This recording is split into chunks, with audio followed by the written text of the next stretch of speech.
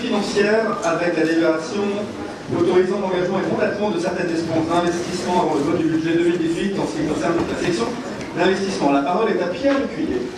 Voilà, bon, comme tous les ans, le budget va être présenté au début d'année 2018. Et pour éviter, pour assurer plutôt la continuité des investissements, c'est-à-dire mandatement et autres, on a l'autorisation de demander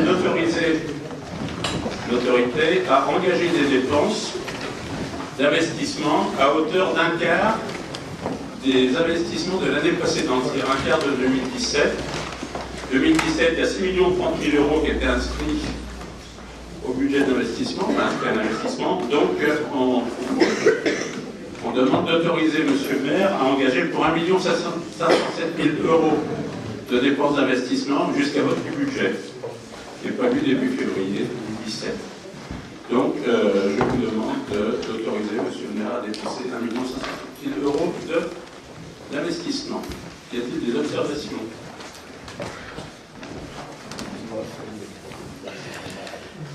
Pas d'observation. Qui s'abstient?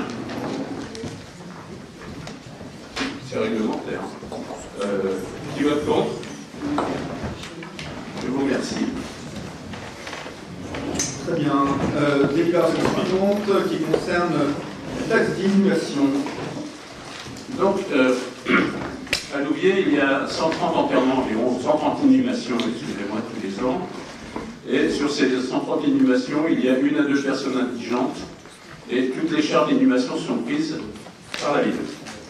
Donc, nous proposons, à l'instar de nombreuses autres communes, d'instaurer une taxe d'inhumation qui sera fixée à 50 €.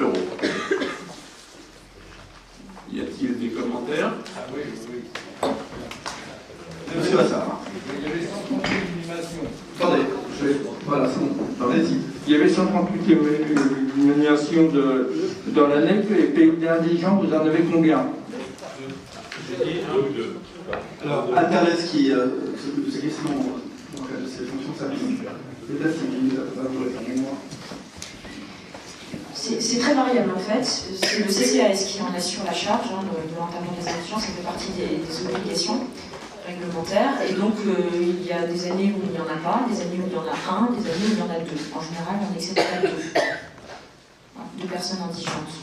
Il faudrait que ça vous coûte, parce que là, si on multiplie par 50, je crois que ça fait 6 900 €. Non, je crois que vous avez pas bien. En fait, il n'y avait pas de taxe d'inhumation instaurée à Louviers. On fait ce choix parce que la charge du cimetière, l'entretien du cimetière, la création de places nouvelles, etc., entraîne des charges importantes pour la ville de Louviers. La plupart, pour ne pas dire quasiment toutes les villes, toutes les communes ont une taxe d'inhumation. Et on a fait préciser dans la délibération qu'il y a à peu près entre 130 et 140 inhumations par an au cimetière de Louviers. Et il y a, parce qu'il faut s'inquiéter aussi des personnes qui ne pourraient pas s'acquitter de cette taxe d'inhumation, il y a à peu près, au plus 2 inhumations de personnes indigentes par an à Louviers.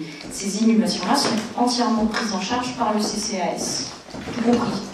C'est vraiment toute la cérémonie est comprise, est assumée financièrement par le CCAS. Là, on a souhaité instaurer cette taxe parce que ça nous paraît juste aussi que chacun puisse participer aux frais qui sont imputés à la ville pour la gestion du cimetière. Est-ce que c'est plus clair ou pas? Oui, alors, la parole. Oui, alors dans ce cas-là, vous ouvrez une boîte à Pandore. Parce que dans ce cas-là, si vous partez du principe qu'on enterre les gens et c'est à eux de payer pour les indigents, dans ce cas-là, quand les cantines qui ne sont pas payées, il faut augmenter les prix des repas. Ce sera les gens qui mangent à la cantine qui paieront les prix des repas pour ceux qui ne payent pas. Vous voyez, il y a cet exemple-là. Puis d'autres exemples, si chacun doit payer, vous allez le dire, c'est ceux qui sont enterrés qui doivent payer pour les autres. À la cantine, ceux qui ne payent pas, ceux qui mangent à la cantine, vous augmentez vous ferez la jonction. Parce que c'est un nouveau impôt, ce que vous faites là. Vous dites que vous n'augmentez pas les impôts, mais c'est un nouveau impôt. Toutes les villes pratiquent une taxe. Oui, mais enfin, on peut me parler des villes, mais les villes ne payent pas autant d'impôts qu'à Louviers quand même. C'est pour ça qu'on les baisse, mais il faudrait trouver. Ah bah oui, on va mettre du mot, peut-être en j'ai des entrées là, 0,5, 0,4, on ne l'aperçoit même pas. Ah bah écoutez, il y en a qui s'en aperçoivent. Madame Dumont, vous avez la parole. C'est à peu près la même remarque, c'est qu'il y a une obligation pour la collectivité de prendre en charge les indigents, et pas forcément au niveau du CCAS. Le CCAS a une obligation de déclarer l'indigence. Mais après, c'est effectivement à la commune d'assurer les frais d'obsèques, d'inhumation. Maintenant, c'est vrai que c'est un nouvel impôt. Donc, moi, j'ai eu une baisse sur mes impôts. Je suis prête à vous redonner mes 5 € pour éviter cette nouvelle taxe, parce que je crois que c'est pas juste de taxer les inhumations, enfin moi, à mon avis, et par ailleurs d'afficher une baisse des impôts. Alors moi je voterai contre cette nouvelle taxe. Plus de la gratuité à mener à la ville de Monsieur Fraisse. Là, ça n'a rien à voir. Vous dites des bêtises aussi par an, vous êtes intelligent. On parlait de taxes injustes, mais comment on sait, parce que ça veut dire que toute personne qui se fait enterrer payera 50 € si elle n'est pas indigente, mais comment on sait si quelqu'un est à la limite de l'indigence? Enfin, c'est un impôt, on applique le même impôt de 50 € pour tout le monde, ce qu'on ne fait pas pour les tarifs de cantine, où il y a des tarifs en fonction des classes sociales, enfin, des niveaux de revenus. Là c'est une taxe qui est quand même un peu injuste, car que les gens viennent de perdre quelqu'un, et c'est eux qui doivent payer, quel que soit leur revenu, qui doivent payer pour les indigents. Je ne suis pas contre de partager, mais il faut peut-être le répartir autrement que faire 50 € bêtement comme ça, 50 € pour tout le monde sans autre critère.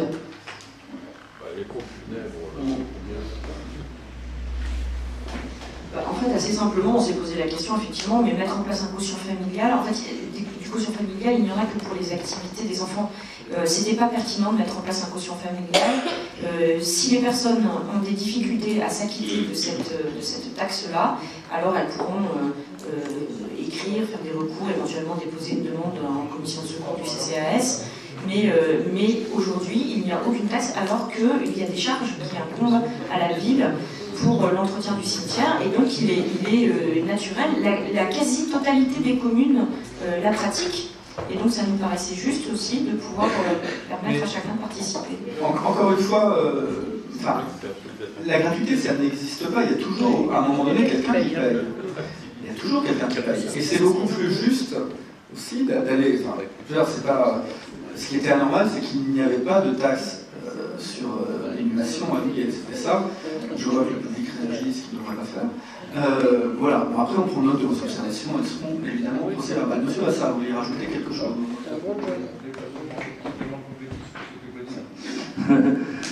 Non, mais de toute façon, vous dites, vous voyez, même Franck Martin, il ne l'avait pas fait. Pourtant, lui, pour les impôts, je peux vous dire, c'était un champion.